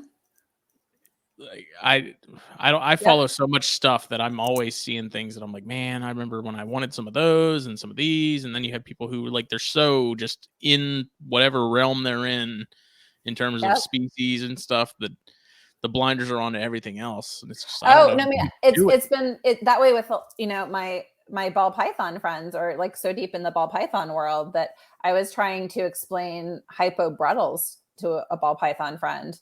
And, you know, the fact that it's not a single gene morph was just so confusing, because that's how everything is in the ball python world. Mm-hmm. So, yeah. It's wild. Yep. Very neat. Very neat. So what do you, as far as vending goes, what are some necessities? Like, what's one thing that you have to have when you're vending, like table wise? Like, so here's my favorite trick for the shows is I have like spongy like standing pads, like you'd have in the kitchen or something, and I set them in front of my table so that people who have been walking around a whole lot of time don't want to stop and rest their feet on those. Yeah, Billy does that too. He always They're on brings the other something side of the behind his table, table. though. Yeah. Yeah. Oh, Ours you are mean in on the front of your Yeah. table? Oh On the man, front. On the that's a front. whole new level, man. What? Yep. Oh Yep. boy, I'm gonna come hang out at your table. Yeah, That's right. point. Yeah, that's exactly Yeah. it. So yeah, no, Yeah. that's my favorite little vending tip. I don't know. I have the next level displays that have like all the it has a thermostat and heat tape and lights and Oh, wow. everything all built in. And so it makes I didn't know everything that was even a thing. it is. It makes everything super simple. I can pack up my snakes like the night before, plug it in. They have heat for the whole evening. Next day, I can unplug them, take them. If I was doing a long drive, like to Tinley or something, theoretically, I could even plug them into a converter in my car, and they could have heat during that drive. But it makes setup and takedown so easy because it's like an expanding toolbox basically. And so I can just like take the front off, take the top off, like lift it forward, and I'm pretty much done. So they're pretty handy. Yeah. That's funny. That was actually going to be my question if you did like a whole display or if you did like the deli cups on your table. Yeah. Yeah, that's awesome, man. I don't do the display, but then I usually package them up in deli cups to give to people. Yeah. But yeah. Very nice. Very nice. Oh yeah. No, that's kind of the standard deli cup. You take the deli cup with you, you can go. But, right. Yeah. Then you can like carry around your animal and yeah. the bags. Yeah. It seems like the display has been kind of the standard nowadays for most guys, like doing shows regularly is getting a good display. But with that said, I have seen a lot of people who have built a display for deli cups. You know what I mean? Yeah, Which those are cool. that's Also those are really cool. Yeah, I believe is it Chris that made one? Chris made a really nice metal one. Yeah, he made a metal one, and it's freaking wicked. Just the way he set it up, it displays the delis perfectly, and everything's all lit up and nice. And I think that's that's super cool too. Yeah. Yeah. And then for it always gets tricky in figuring out what you're going to do for bigger snakes. And so for those, I buy some, I think they're Rubbermaid containers, but they're ones that have a thick lid on the top, and I turn them upside down so that I could put some substrate in the bottom, and then the whole rest of it you can see through it really easily, almost like it's a cake pan or something. And that works really, really well for displaying them at a show. And then I just give the whole thing to them when they buy it. Nice. So yeah. Do you ever worry about people walking off with something? So, not really, because I don't have much that they can walk off with. Right. I was gonna say, I think that's probably a perk of the display is you can lock those and nobody can just pick it up and walk off. Yeah. Although, a lot of the displays I'll use the same key, so theoretically, it wouldn't be that tricky to get into them, but still a little bit more difficult than walking by and slipping a deli cup. Totally. I almost witnessed a full-on fight at a Repticon because some dude was trying to steal a tortoise. I mean, the dude vending it, I don't blame it at all, but the dude vending that table started just going off on this dude, like, dude, get the fuck out of here, blah, blah, screaming his head off. And this dude was left and threw his arms up and was cussing and all this. I was threw the tortoise at him and ran away. Grief. Wow. Dude and I don't blame the guy who was selling, but he was losing his full mind because this dude was trying to walk off with one of his sulcatas. I was like, good for you, dude. I would have done that too. I'd lay into anybody trying to steal one of my animals. That's the biggest thing. I have no respect for people who try and steal animals from shows, man. That's absolutely especially terrible. I mean, bigger shows like Daytona and Tinley stuff, it's almost have to have that netting or something over the table. Oh yeah, because there's so many people, and unless you have can't multiple watch people working constantly. with you, you're not going to be able to watch it all. Everybody, especially if you have a big table, like Underground always has a massive table at Daytona, but still if you have a bigger table, you can't watch it all the time. But it doesn't help if you have deli cups that aren't really secure, because at Daytona last year I was walking by a table and there was a ball python halfway coming out of a deli cup. Oh my gosh. No one was paying attention. I told the dude, I was like, hey, you got someone trying to escape there, and he just oh, okay, I'll get it. At Arlington this last time, we showed up in the morning and the show wasn't even open yet, and we're kind of walking in from the hotel, and my husband was just kind of walking around a little bit to stretch his legs, and he found a retic just hanging out in the hallway at the convention center. No way. Yeah. And so he texts me like, there's a snake over here. And I walk over and it's a retic. So little one or a big one? It wasn't like a big retic, but it wasn't a brand new hatchling either. Big enough for someone to notice that it's big enough to notice. And they were like, there were starting to get to be a couple of like people working there, like totally freaking out and that kind of stuff. So I walked over and grabbed it and like handed it over to Brian and like went around to a bunch of the retic people, but no one I found claimed it. So man, did you I don't know. wonder about with Daytona and stuff? It's like every year, how many people lose snakes in their hotel rooms and stuff? Oh, jeez, yeah. Dude, did you see the guy who was next to Billy? One of his monitors got out, and this dude went flying across the hallway and like dove on this thing. I was like, "Good job, dude! You got that thing." He was on that thing like white on rice, boy. I don't even think it was someone who was wanting to buy it. It was one of those people that stop and want to play with it. I don't even know why they took it out. I know the person who grabbed it was the owner of it. Like he was vending the table and he ran behind the or in front of the table and like dove on this thing in the middle of the hallway. That was that was Sim Containers. Yeah, Sim Container. That's what it was. Those aren't cheap monitors. No. So it's like, why? I don't know. Yeah, I just knowing how fast my Ackies are and stuff. It's like, with. Yeah. Hell no, man. Oh man. Yeah, there's certain stuff like if somebody wanted to take it out and hold it, I'd be like, you can buy it first and go do that on your own time. Yeah, and then when you lose I'm not refunding you. Yeah, no, I'm not doing that. Yeah, these things are fast. Okay, that's you get good at it though, especially when you keep stuff like Nerodia. You get real good at just catching stuff as it flies out of the tub, you know, I bet that's a skill. I've never had snakes that would just projectile out of a tub like my Nerodia do. Wow. Holy smokes. You open that thing up and they'll just shoot right on out. Wow. It's crazy. You want to know who the master of that is? Chris Montross. Oh my gosh. When I went to his place, boy, I can't tell you how many snakes went diving out that tub and he was just like, bam, bam, bam, just grabbing them right out. I was like, good grief, man. You got reflexes like a mother. Spider-Man. Crazy. That's impressive. Yeah. I do not have reflexes like that. That's for sure. I've gotten pretty good at it. I had a couple snakes hit the floor, but you know, it's not a common occurrence. I've also learned how to work them so they stay in their freaking tubs. Yeah. You just don't open it that much. That helps. Did you see an uptick in sales and stuff during like COVID lockdown and stuff? So for me, it's hard to say because that like my first real season happened during COVID. So I didn't have a prior to compare it to, but I had no trouble moving any of the animals my first season. So it was not hard. And then my second season was pretty good at the first half, and then it started slowing down a little. It definitely seems like things are slower now than they were for a while. But still, I mean, still happening. Like still, you know, I still get people sending me messages all the time. It's just not as quick.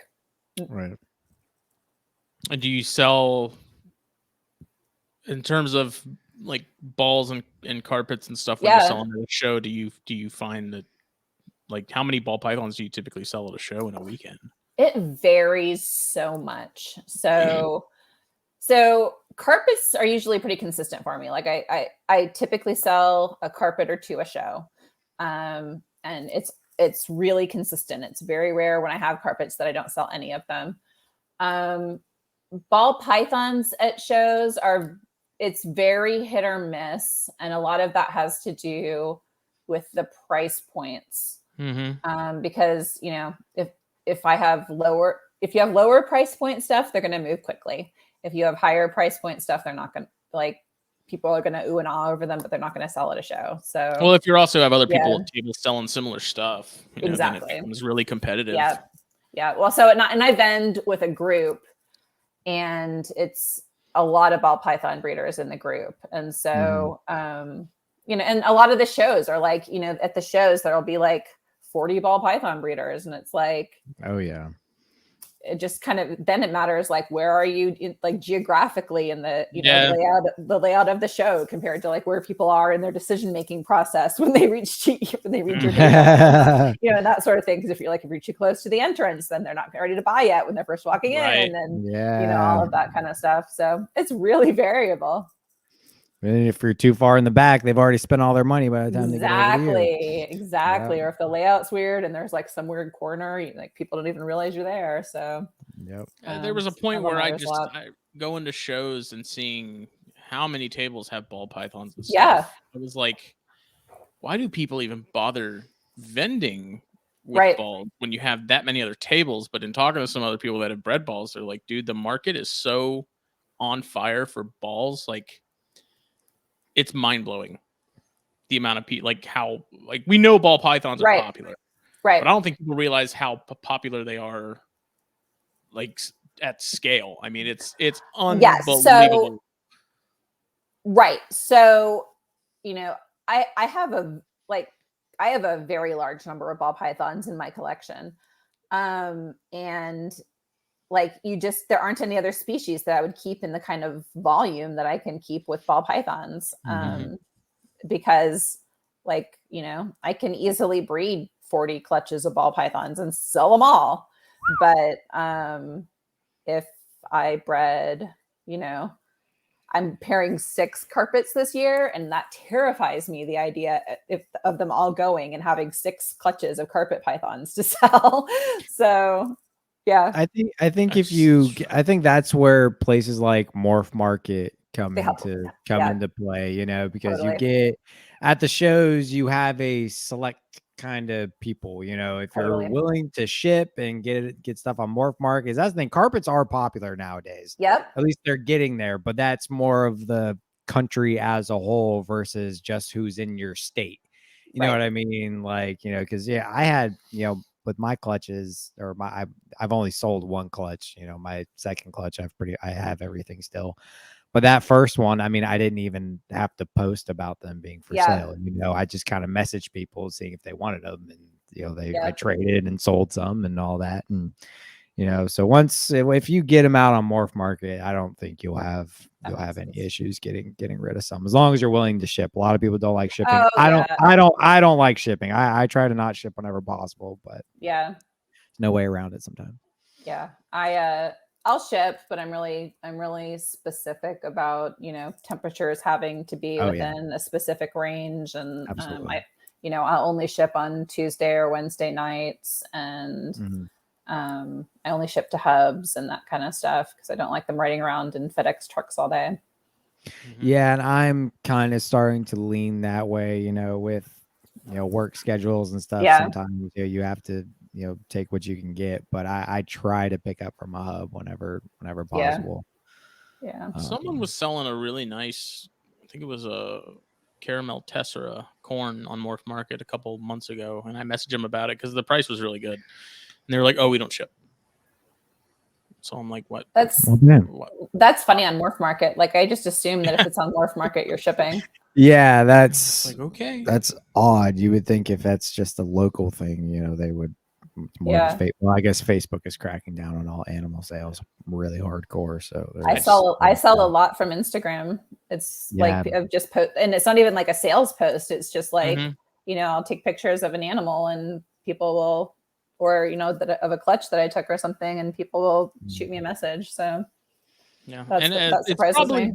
Probably because I'm just not in that corner of the hobby. Yeah. You know, to where it's like I don't see how massive it is, but in talking to people, realizing and not really being able to wrap my head around just how large the ball python market and community is. It's just unbelievable. Well, and the kind of money that's moving through it is a whole different thing. It's just, I mean, how do you with that many people in them and breeding them, it's like, how do you separate yourself and, you know, make yourself stand out if everyone's sort of playing with the same ingredients and doing very similar things? And I don't know how people do it. Yeah. Like, I mean, I think the big way you do it is you find those niches where there isn't a lot of action and start doing that. It's not by trying to replicate what everyone else is doing. It's figure out, what's out there that's different. Mm-hmm. And that's something else Casey Cannon has said in the past. He's like, man, it's to the point where like ball pythons are almost a separate hobby entirely. And it is. I really don't disagree with that statement. Yep. Especially as someone who's not in it and sees all these different things and doesn't have a clue. Like I can see pictures of ball pythons all day long, and there's a few morphs that I can pick out, but it's like pastels and like basic stuff. Yeah. But past that, I'm like, that's a really cool looking snake. Couldn't tell you what it is. It looks awesome, but that's it. But you got guys that are like, yeah, that's X, Y, and Z, and then they get the 5 gene stuff like you were talking about, and it's just it's mind blowing. Right. It's so much bigger, I think, than people who aren't in that realize. Yeah. Well, and I think it tends to be very like insular too. Like a lot of the people who do ball pythons only do ball pythons, and they're not participating in the hobby with a whole bunch of other species. Yeah. So it does end up being its own little side thing that's just kind of different. That's what I like about Jeff and Kendra. They have like a core group of ball pythons, and the ball pythons kind of feed everything else. You know what I mean? Yeah. Like, and I think that's a really cool thing about that's kind of Yeah, it's kind of very similar to what you do. I think of like the ball pythons pay for the fun stuff. Like, absolutely. Yeah. That's what I did with cresteds. Yeah, I was about to say you're a perfect example of that too. Funded a lot of the stuff I have now. You produced a lot of cresteds, man. I didn't produce a ton, but I produced a lot. Yeah, and that was another one where it's like they're so easy to breed. There's so many people breeding. And it's another one of those things where it's like if you really want to sell stuff consistently, you have to really have some nice, decent breeders. Going and grabbing like 2 from PetSmart and saying like, oh, these are, I hate the term pet quality and breeder quality. Right. It gets used a lot in cresteds. Drives me crazy, even though there is some sort of. I really hate that shit. I'm not gonna There lie. is some validity to it, but it always drove me crazy because at the same time, it's like, I'm not going to just go buy 2 cresteds off Craigslist or something, put them together and be like, I have these really nice cresteds. Like I would go and make sure I put some money into the adults and try to do pairings that were interesting or, stuff that was kind of polar opposites color wise, stuff that was very similar, work well together. And I think in doing that, that helps you sort of stand out a little more because you're producing sort of higher quality stuff, but you'd have so many people breeding them that it's, there's a handful of like the top players and cresteds and stuff that are doing really, really nice animals. But to be able to, I didn't have really an issue selling cresteds when I had them. That wasn't a difficult sell necessarily, but you did have to have some really decent stuff and put effort into what you were breeding and making sure you were, quality in, quality out kind of thing. Right. Yeah. I feel like that's the thing with like cresteds, leopard geckos, and then like ball pythons. It's kind of the same thing with ball pythons. Is there's such a high demand for those animals because they're such easy and good pets. That there's always people looking for them. You know what I mean? And you just so happen to have the one that catches somebody's eye. You know what I mean? Yeah. Well, and so that the piece with the ball python thing too is like the money really taints it. Like a lot of people get into it not because they love the animals, but because they see it as like a cash cow, which is just absurd because it's just absurd though, because like the amount that you spend to feed animals and all of that kind of stuff, like it's just not. But yeah, there's a whole lot of that with ball pythons, as people just getting into it, seeing it as their like, their way out of working full time or, that kind of stuff. And right. Yeah. So there's a lot of ball python people who are planning to go full time into ball pythons. I think they see like Kabilka and stuff. And yeah, sure. Not realizing that he's like the exception, not the rule. Right. I feel like if you breed snakes full time, you already had a bunch of money to retire, and I think that's a big part of it. And you decided to get into breeding snakes full time. Like you just retired from your job and you set for life, but you and now you're playing with snakes. Yeah, and that's basically my also plan. pretty cool. So yeah, no, it's great. That's no shade on that. No, absolutely not. That's my plan. I got my job that I have now. Well, not I had a different position, but for the same company. Like when I was 21, I've got to put in 28. I've got to put in 28 years so I can retire before I'm 50.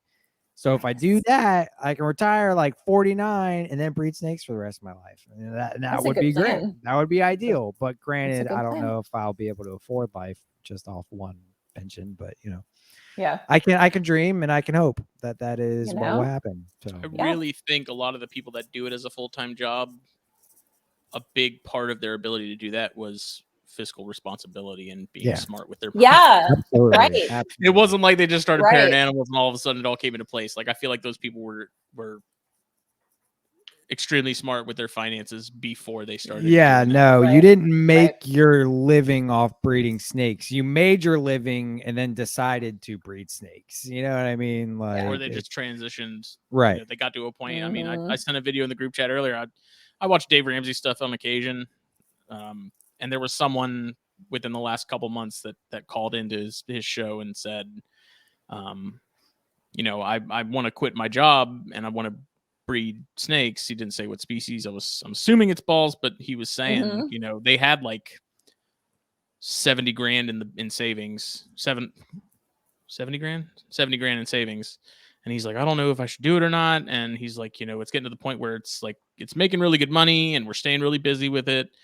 And I was like, see, that's perfect because you set yourself up for that. And you got to the point where you could do that. Exactly. And I just thought it was funny because he calls in and he's like, I have this side hustle and it's doing really well. And Dave was like, what's the side hustle? And he's like, well, it's going to make you laugh. It's going to sound a little weird. He's like, but I breed exotic snakes. Dave was like, oh, okay.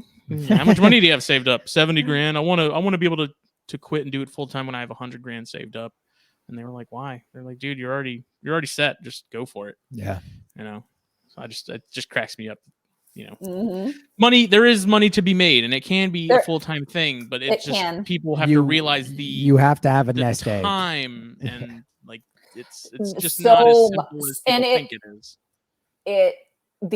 So time in terms of the amount of time you put into caring for your animals, but also time is in terms of how long it takes for animals to grow up and, to make a baby and then make babies from that baby. And, generations take a long time to process through. Absolutely. Absolutely. Yeah. It's funny. You were talking about ball pythons and how, it gets kind of hard to wrap your brain around all the different morphs and stuff. Sometimes it was when you started talking about crusteds, I feel the same way with crusteds. Like for me, it's really hard to wrap my head around all the different crested traits. And they don't make a lot of sense to me because I'm used to coming from this purely like genetic ball python world. Yeah. Yeah. And it's more understandable with cresties because like, I don't know about 90. Yeah, you're not dealing as many options, but the thing that's weird about cresties is almost all the quote unquote morphs are polygenic. Right. You know what I mean? Like you have very few that are, recessive or incomplete dominant. Like they're usually all polygenic traits. So that's where it got me more confused, Yeah, right. Well, because then it's more of like a rolling the dice for what are you going to get. Right, exactly. See, I don't know. In my experience, You don't feel like that? I don't think that that's really the case. I think because you're only getting 2 eggs at a time, you're not seeing the same like statistics, like percentages of animals. Like if you had all those eggs in a year, and you saw all those hatch at the same time, you'd be able to see, you'd be able to pick out some animals that are, a quarter of what you hatched have, said trait. I think it's just because like people thought that because they were only getting 2 eggs at a time, they're only seeing 2 babies at a time. But I noticed like the Dalmatian stuff, that's incomplete dominant. You're going to get that regardless. Okay. Oh, Dalmatian is incomplete? Yeah. Oh, I didn't know that. So was I full of shit when I said most of them were polygenic?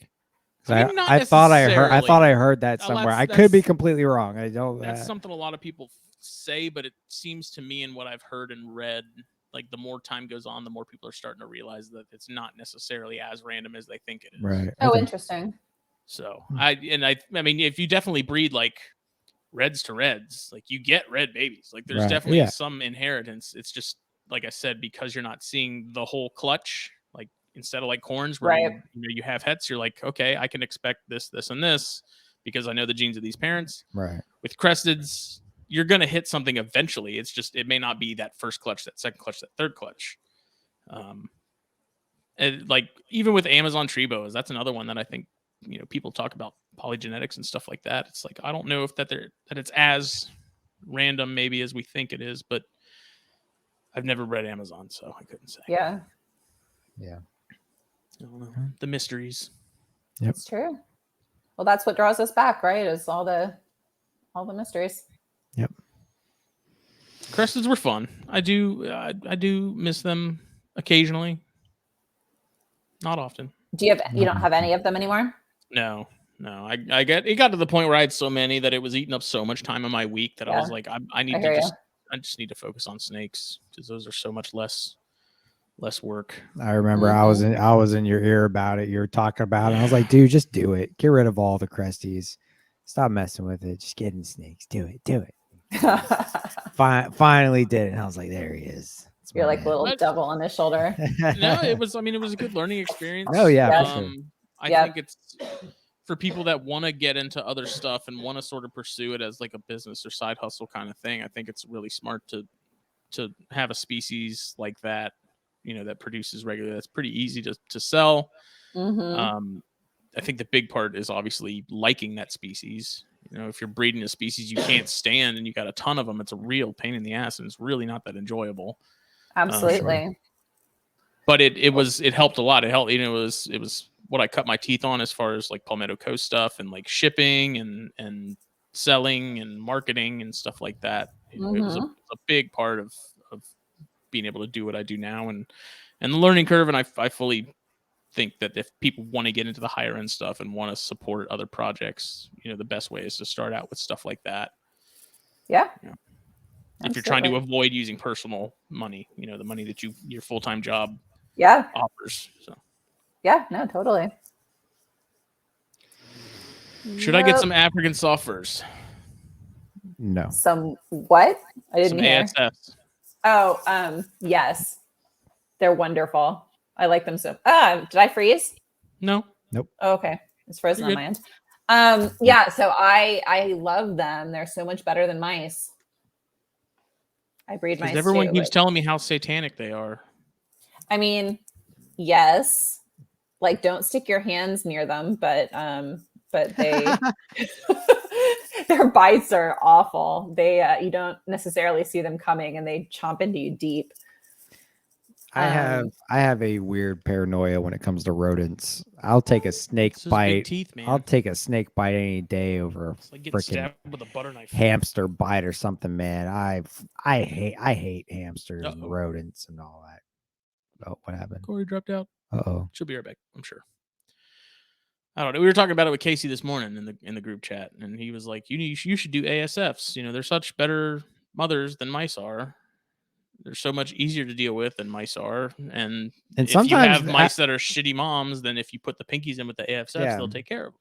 I've also heard, African soft furs, they're a lot of picky eaters will go for an African soft fur over a mouse, like for some reason. I've heard that with like carpets getting stuck on those. Yeah. And I've heard it with ball pythons. A lot of people, they won't eat regular rodents, but you give them an African soft fur, then they'll chomp at it. But I don't think that's sort of like the mouse or carpet python sort of thing. I don't think that's as big of an issue as people make it out to be. But I know there's some people that are just they're because they had a snake that was such a pain in the ass with that kind of stuff that they're hesitant to feed anything other than mice or regular rats.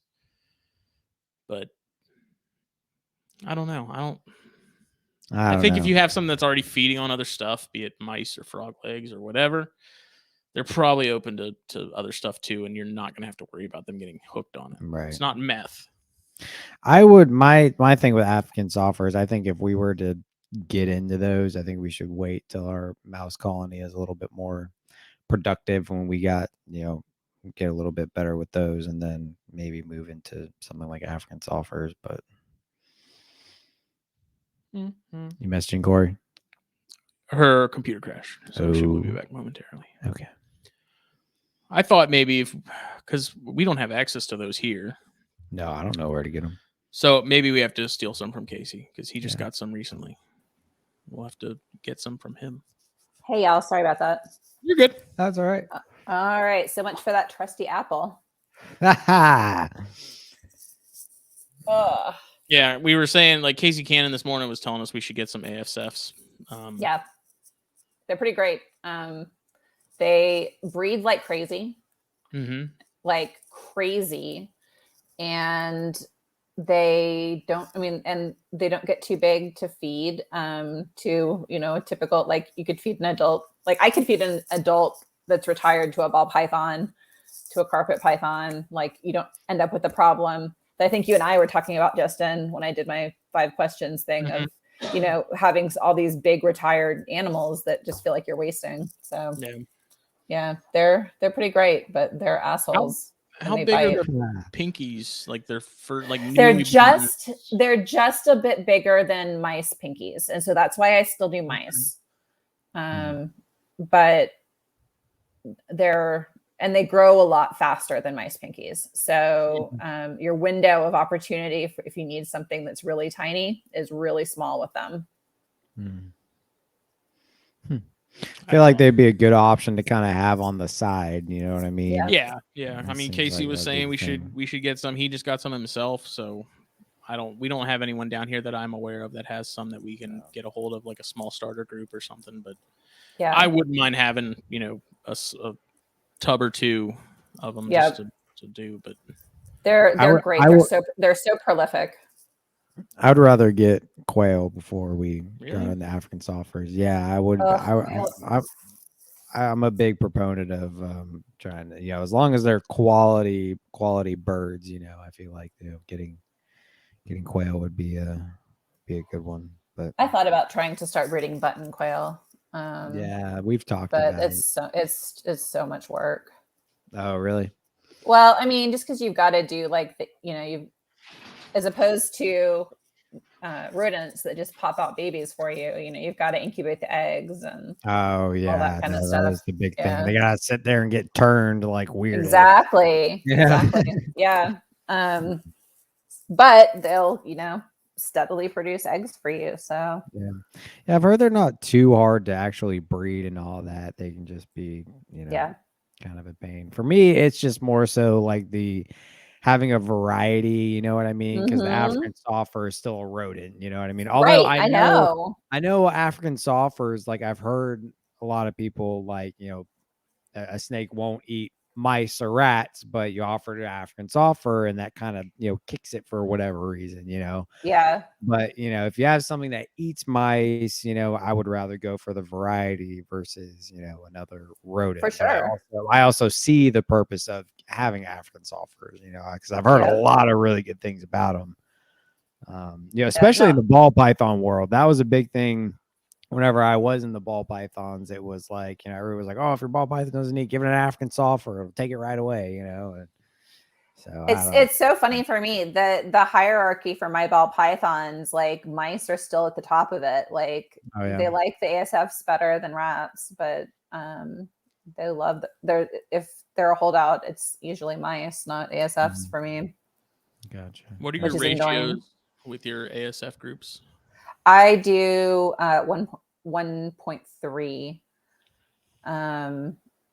If I had bigger cages, I'd think about doing 1.4 because obviously the problem with them, since they've got stable colonies, is if you lose a female or 2, you have to decide, okay, well, it's time to just feed this colony off so I can get, another group of 3 girls going, or do I have a lower producing colony for a while?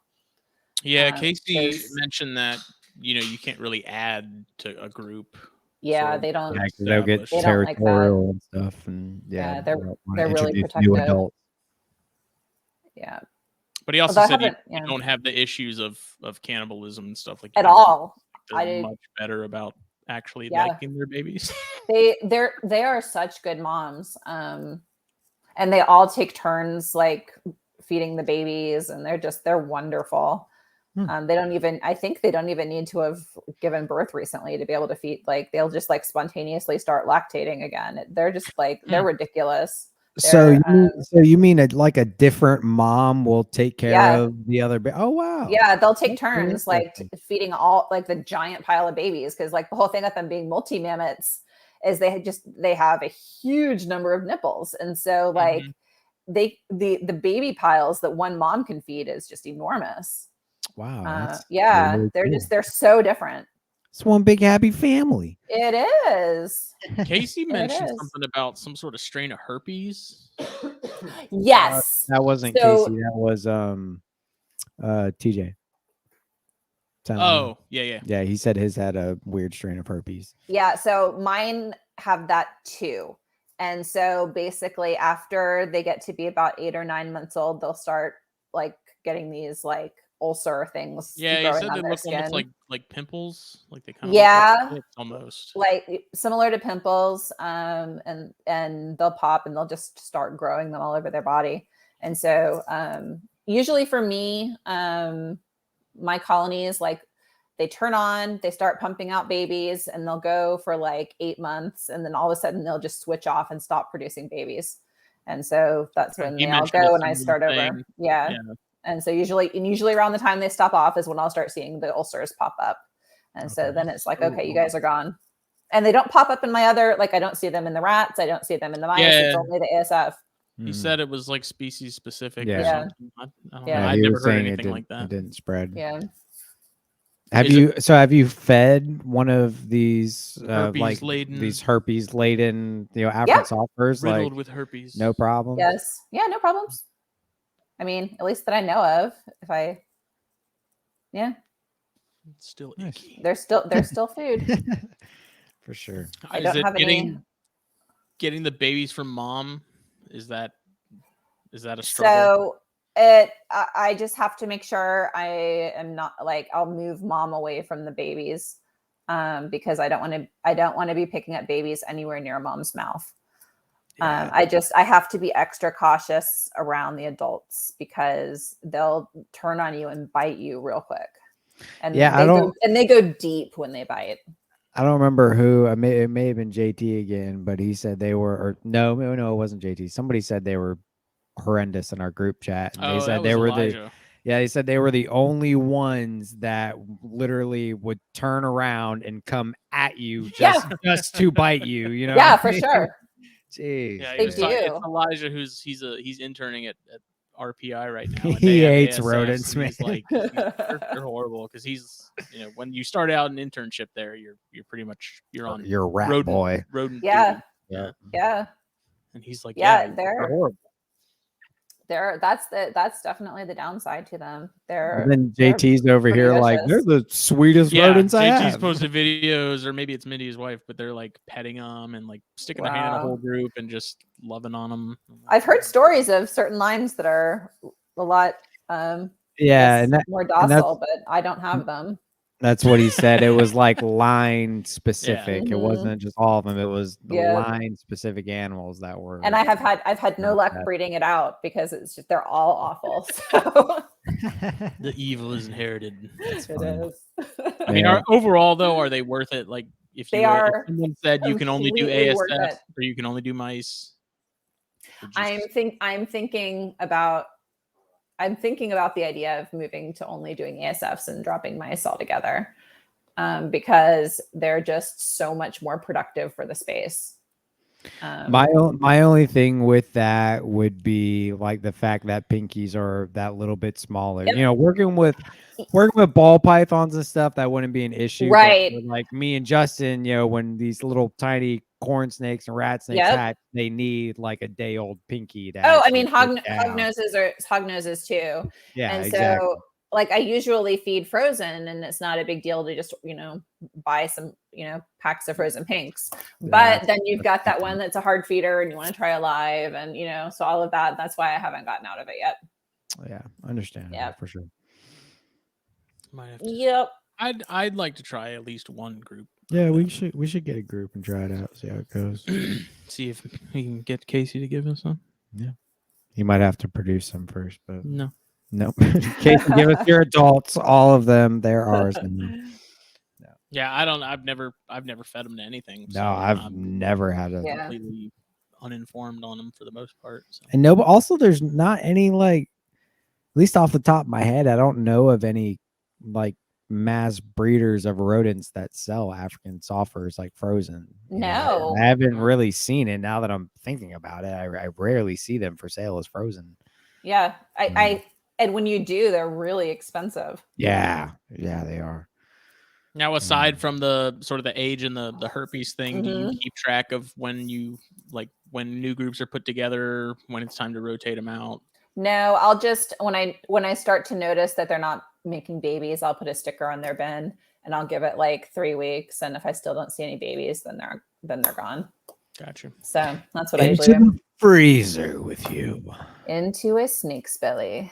Yes. Yeah. So, yeah. I don't know. I try to keep track of the mice. Like I have my little memo app that I use. Wow. Like my left rack and my right rack. And I try to keep track of when I put groups together so that way they're not breeding for like a year. Yeah. I do want to kind of retire them and get a new group in there to keep production up. But if I was more organized, I'd do that, but I'm not. Just like I just put, 1.3 and then the date that I put them in there. Yeah. And then we can go back in a couple months, be like, okay, it's time for these guys to go in with a new group. So. Smith Farms. Smith Farms. So good the locals can't resist. That's right. We feed the homeless. Yeah. Well, he was happy. He was a happy snake. Oh yeah, he was fat and happy. It's like, you earned it, buddy. You worked for it. You earned it. You managed to fend off like 10 mice at once.